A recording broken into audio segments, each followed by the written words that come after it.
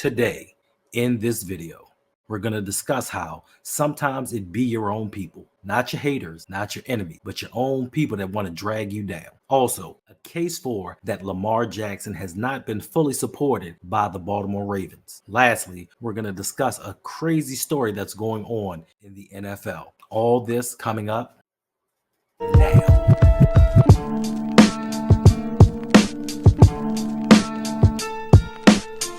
Today we're going to start off with this crazy NFL story. It was crazy to me, at least. Mecole Hardman, former New York Jet, current Kansas City Chief. He and the New York Jets have a sort of a beef going on right now. It came out that Mecole Hardman kind of said that the New York Jets do not have a direction as a team. They don't have an offensive identity. They don't have a standard. They don't have leadership. So he pretty much gave up on the season because the team lied to him because of his role that they promised during the season. But once Aaron Rodgers went down, the team did not know what to do because Aaron Rodgers ran the show and they had no one there to lead them after that. But the former Kansas City Chief turned Jet turned Kansas City Chief was not getting much playing time, and some question his ability to make plays, being that he was beat out by a 6th-round rookie. And after all this came out, some of the New York Jets players fired back, a la Sauce Gardner. He said, "We ain't going to talk about how our offensive game plan got leaked to the Philadelphia Eagles." There are some in the organization that feels like he's been very vindictive and he was just trying to get back for not being able to get on the field. So they believe throughout the season he leaked game plans to other teams. What kind of BS is that?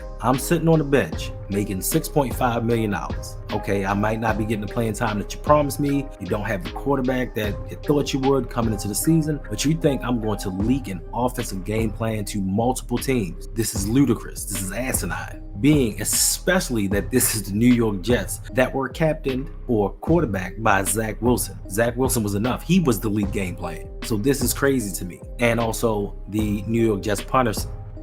Never mind, it's a punter. It doesn't matter what he said. He's a punter. To me, this just was an outlandish story that because someone wasn't getting playing time, they intentionally tried to tank a team season. But let it be known that even though he leaked or supposedly leaked the game plan to the Eagles, the New York Jets still won that game. So we'll leave that there. Now, in our next story, we're going to talk about how it be your own people. Sometimes people say things about you, certain things happen, somebody does you wrong. You think it's an enemy. You think it's somebody that just doesn't like it. But more times than not, it be your own people. It be the people closest to you that try to bring you down. And the reason why I bring this up is because going through the internet, I'm on the Baltimore Ravens website and I see this article, first article of the morning. I'm excited about the NFL Combine starting today, but then I see this article. And at first, I glazed over it until I saw the same sentence about 3 times in this article. Then it kind of hit me like, this is odd. And if you don't know, it is the Late for Work article from the Ravens home website. And the title of this article is "Surging Salary Cap Will Help the Ravens Build Around Lamar Jackson's Huge Contract."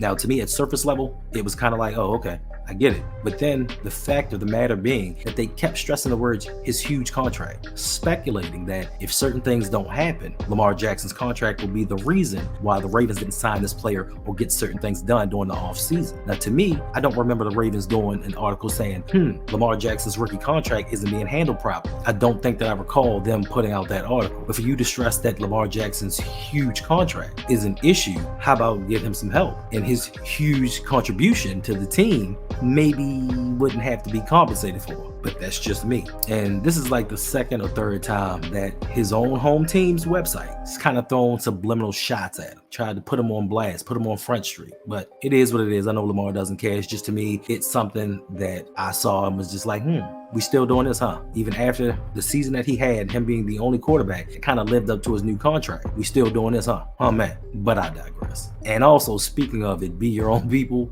Jonathan Harbaugh had his press conference earlier in the week. And for the most part, if you get through the rigmarole of him saying the same thing over and over and going through the motions, there's one thing that caught the ire of Ravens Twitter this week. And Ravens Twitter went ham on your man Harbaugh. Now, listening to it, reading it, you can kind of interpret it your own way, but that's not how we heard it. We heard something totally different. I think I know what he meant, but being the history of what has gone on in the history of the treatment of our quarterback since he came into the league, we know what's really going on. And if you have not heard, this is what was said. We want to do right by Lamar and build the best operation that we can for him so his talents can really shine. And I think we're just starting with that. Oh, so now going into year 7, you want to do right by Lamar. Okay. You had an epiphany? You saw the light? Came to in a dream? Now you want to do right by Lamar?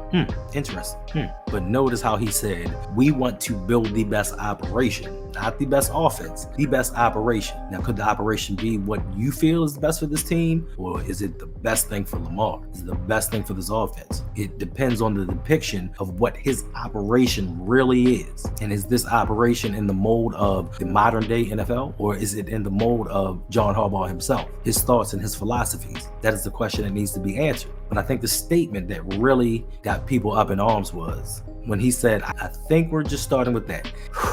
After 6 seasons, going into 7, you think you're just starting with that. Something says to you now, maybe we need to build around this 2-time MVP. I tell you, said it before, and I say it again. It be your own people that try to hold you back. And lastly, what we're going to talk about is EB came out with an article saying a damning ranking that proves Lamar Jackson carried the Baltimore Ravens offense in 2023. It's not a secret. This is well known. Even if you didn't believe it, you have 2 eyes. You can see. You know that Lamar Jackson carries this offense. I care what you say about Gus Edwards' 13 touchdowns. Lamar is the straw that stirs the drink that is the Baltimore Ravens own.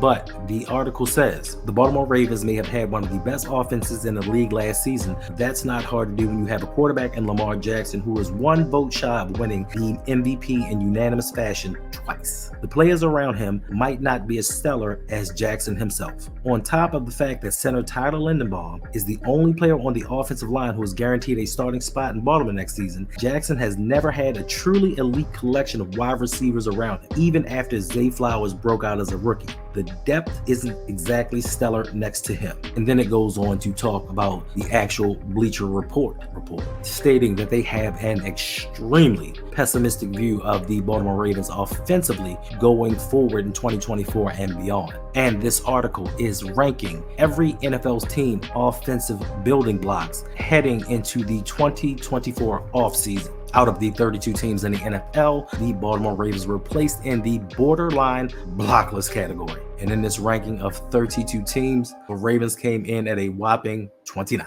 And essentially this article is looking only at developing players at or below the age of 25 and focusing primarily on 2023 production combined with trajectory. They are comparing every NFL's offensive core in terms of building blocks in place entering the 2024 season. And for the Ravens, it says Tyler Linderbaum is already a Pro Bowl level center, but it's fair not to totally trust young receivers Zay Flowers and Rashad Bateman. Lamar Jackson could definitely use more young talent around. I concur. The way that this roster has been constructed as of recent, the Ravens are in trouble, depending upon what they do during free agency. We don't have a left guard. We don't have a right guard. We don't know what's going on with our left tackle. We don't know what's going on with our right tackle. We don't know where Rashad Bateman's headspace is. We can count on Zay Flowers, but outside of that, what are we going to do? Now, some of you are going to say we have Mark Andrews. Mark Andrews is going to be 29 and possibly the downside of his career. Isaiah Likely, he may pick up the slack, but we can't expect him to be one of the top level tight ends in the league as of right now.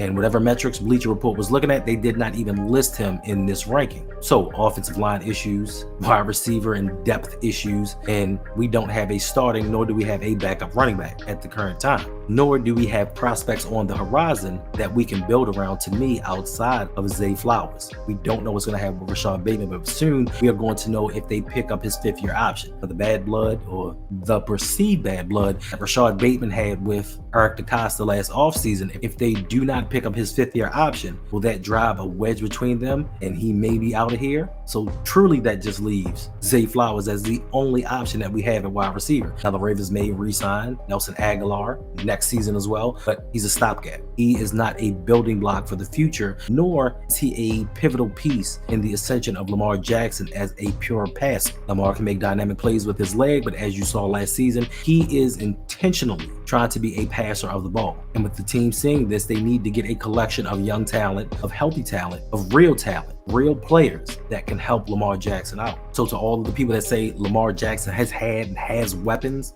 does he really? You have publications outside of Baltimore. You have people with eyes on the team outside of the fan base letting you know Lamar Jackson has not had the help, nor has he had the weapons. And I read something last week or earlier this week that said, what other top tier quarterback in the NFL gets treatment like this when it comes to finding offensive weapons to pair them with? None. You can't name it. So I agree with this article 100%. Lamar Jackson is doing too damn much.